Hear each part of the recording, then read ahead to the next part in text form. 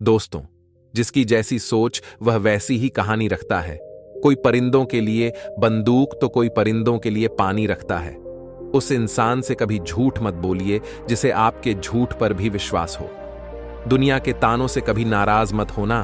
अनजान लोग तो हीरे को भी कांच का समझ लेते हैं। सच्चा रिश्ता एक अच्छी पुस्तक जैसा होता है, कितनी भी पुरानी हो जाए फिर भी शब्द नहीं बदलते।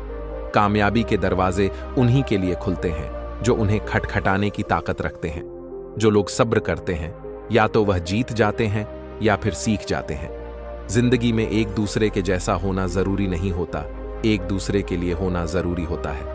नमस्कार दोस्तों, धनी सेठ और एक गरीब आदमी की कहानी। दोस्तों, यह कहानी जानवर को भी इंसान बना सकती है। पत्थर की तरह मजबूत दिल रखने वाले की आंखों में भी आंसू आ जाएंगे।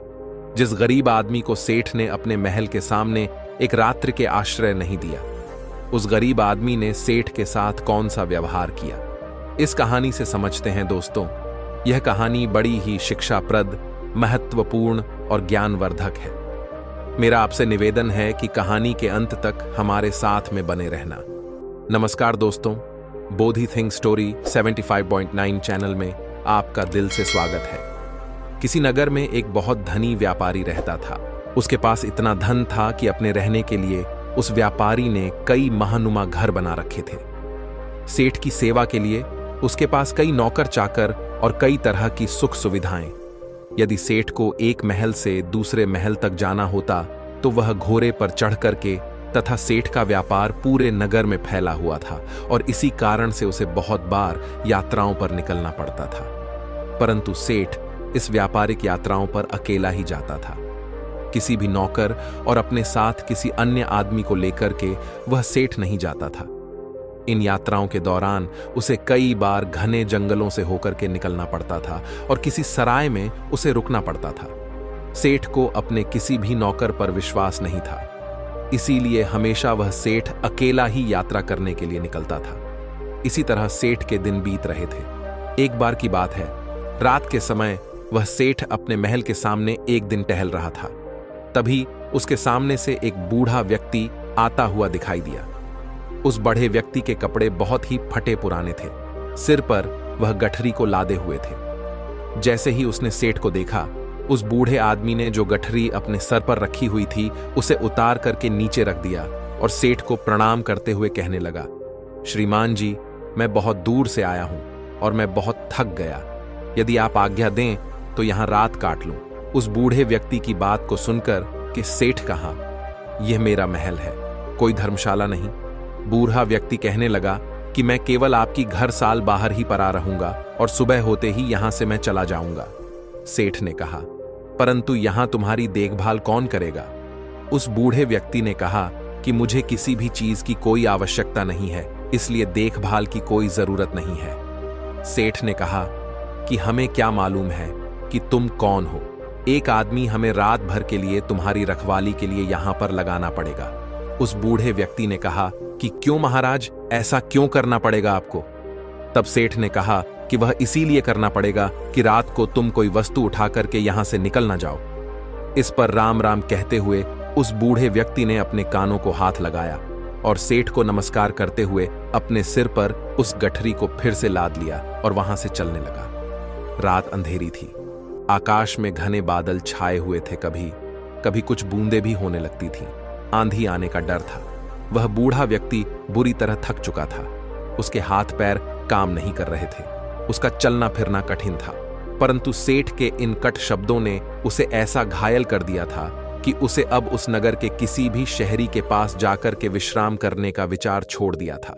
जोरों की बरसात होने लगी।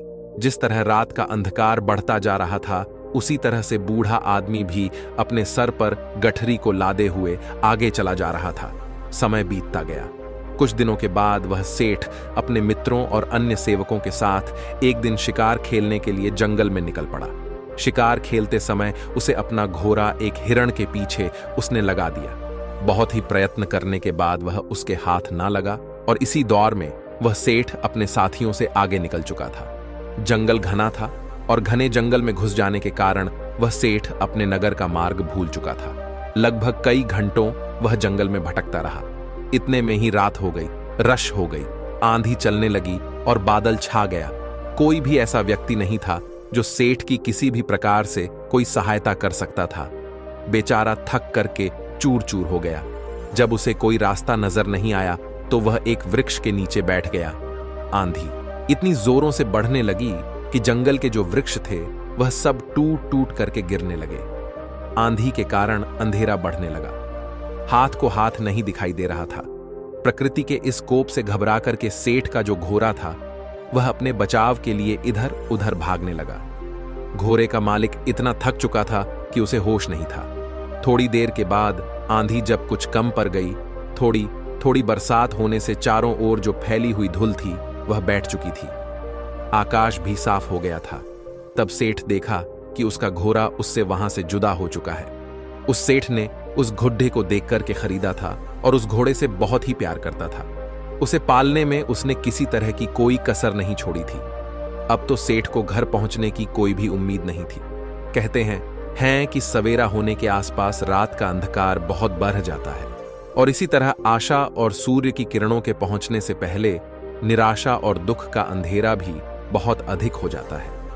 बहुत अधिक दुखी और निराश हो जाने पर उस सेठ को दूर से एक व्यक्ति आता हुआ दिखाई दिया।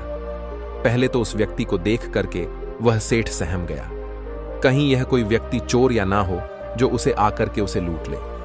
परंतु जब उस व्यक्ति ने सेठ के पास आकर के नमस्कार करते हुए अपने होठों की मुस्कान सेठ के हृदय को निर्मल कर दिया, सेठ को बड़ी उम्मीद दिखाई दी। उसे आशा का प्रकाश दिखाई देने लगा। हंसते हुए उस व्यक्ति ने सेठ से कहा, आप इतने क्यों घबराते हैं? साथियों के बिरने से, राह भटकने से और किसी की सहायता ना मिलने से। कहते हुए सेठ ने अपनी सारी जो कहानी थी उस व्यक्ति को सुना। उस व्यक्ति ने जब सेठ की कहानी सुनी तो उसको सेठ पर दया आ गई और वह सेठ को लेकर के अपनी झोपड़ी में चला गया। वहां जाकर उसने बताया कि वह अपने पिता के साथ रहता है। जो भी रूखा सूखा भोजन हम लोग खाते हैं आप भी खा लेना और यहीं पर रुक करके विश्राम कर लेना। सेठ ने कहा कि परंतु मेरे घोड़े का क्या होगा? उस व्यक्ति ने कहा, सुबह होने से पहले मैं आपके घोड़ को किसी भी तरह से ढूंढ लूंगा। सेठ ने कहा कि वह कैसे ढूंढ सकते हो?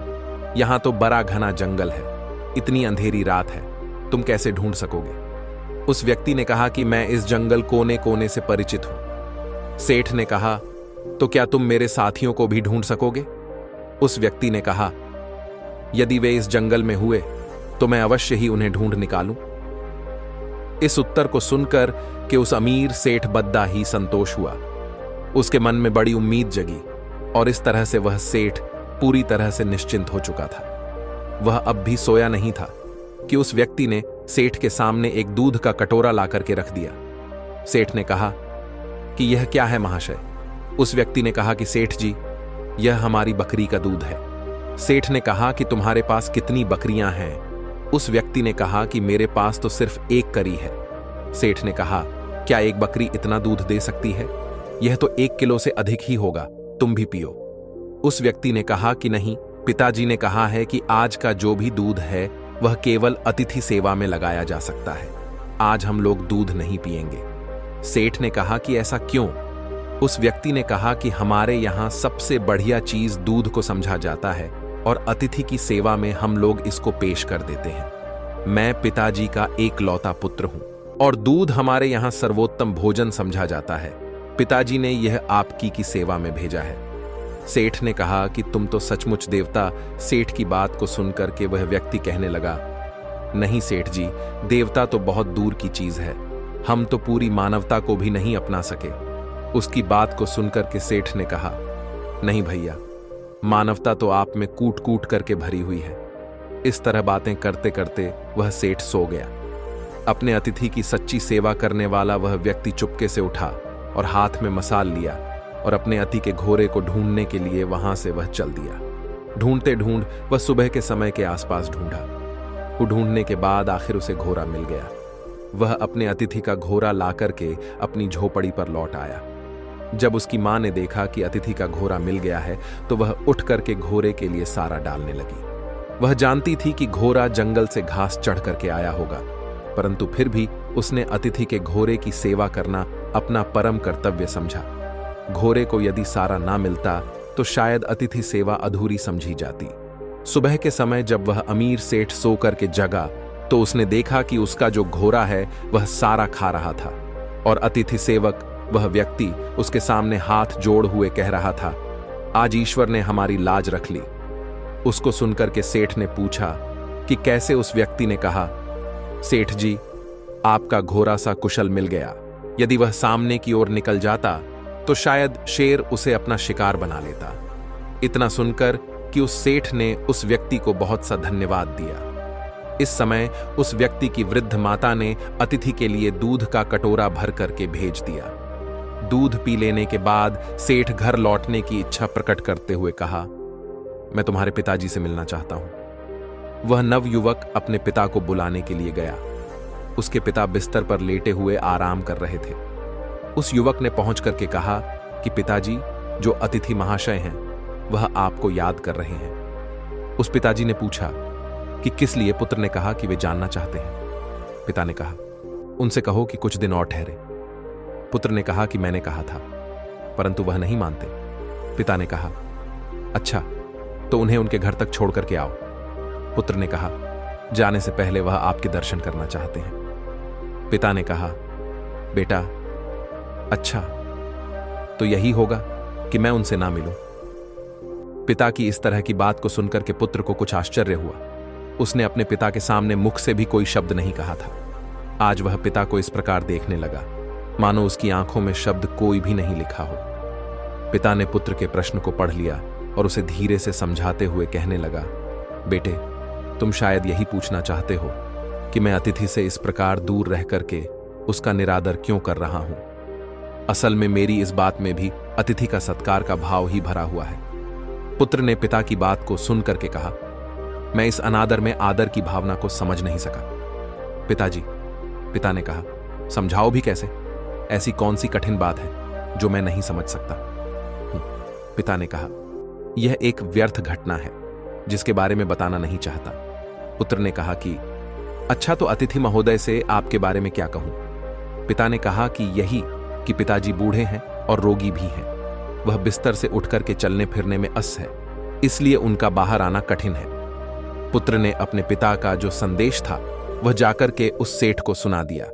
इस बात को सुनकर के सेठ कहने लगा, इस पवित्र स्थान पर आकर के मैं ऐसे महात्मा को देखे बिना यहां से कैसे वापस चला जाऊं, जिसके घर में भूले भटके को मार्ग दिखाया जाता है, जहां अतिथि की सेवा जाती है, जी जान लगा करके की जाती है, जहां अजनबी अतिथि के घोड़े को ढूंढने के लिए घर वाले अपनी जान की बाजी लगा देते हैं, और जहां जो घर की गृहिणी है वह अपना खान पान उठा करके अतिथि के घोड़े की पेट भरने के लिए तैयार करती है।